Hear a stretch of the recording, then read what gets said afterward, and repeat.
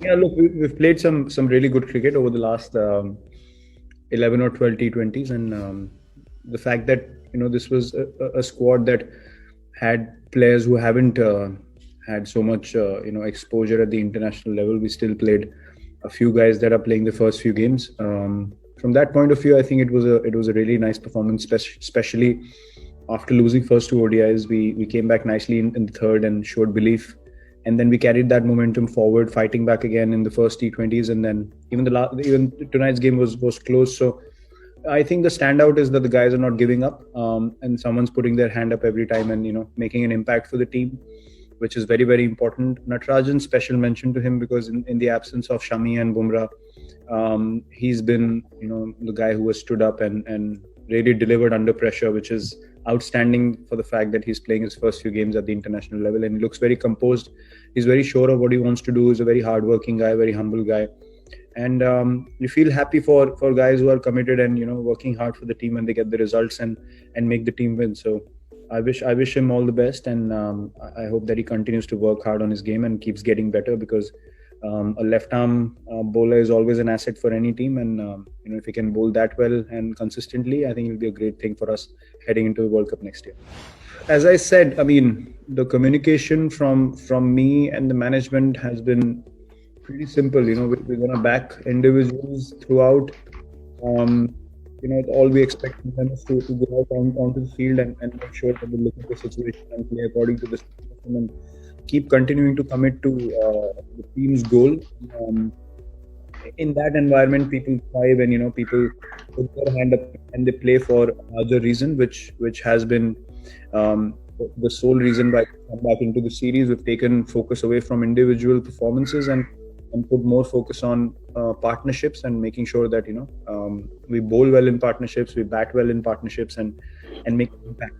So yeah, look, from the team's point of view, it's a really encouraging sign for us, and something that we need to remember, to keep taking forward into whatever games that we play, because that is the only way you survive for a long time at the international level. When you start playing for a larger reason, and beyond your own performance, and thinking too much about technique and these kind of things, I think that belief and that passion pulls you through more often than being too calculative, from up here. So I think everyone's taken to that beautifully, and the youngsters haven't felt like they're playing their first few games, and that's been the hallmark of the team environment in the last 5 games that we played.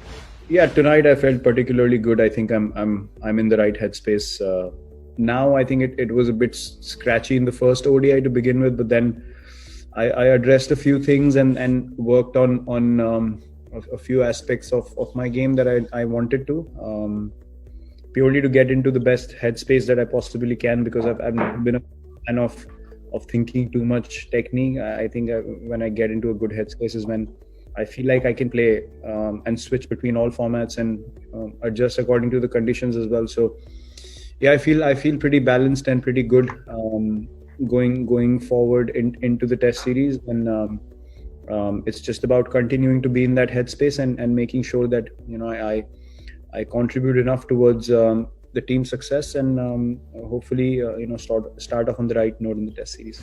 The headspace has, I mean, you're professional at the end of the day. You will play the game of cricket with absolute commitment and passion, regardless of whatever situation you're in, and we've experienced that in the IPL. But this just gives you an extra added boost, and makes you go beyond your limitations, so to say. And I've certainly experienced that in the last 6 games, that it pushes you beyond your own hesitations and expectations, and then you get into that competitive headspace, as I mentioned, which you only worried about one thing, which is to make the team win, and make sure that you contribute towards that cause. As far as Hardik is concerned, look, he's been outstanding. He couldn't bowl, and we knew he's not going to be able to bowl, but what we saw of him in the IPL, and the headspace that he's in, and just you can see in his game that he's wanting to make the team win. But Test cricket is a very different challenge altogether, and we need him to bowl. We've spoken to him about it. We need him to bowl.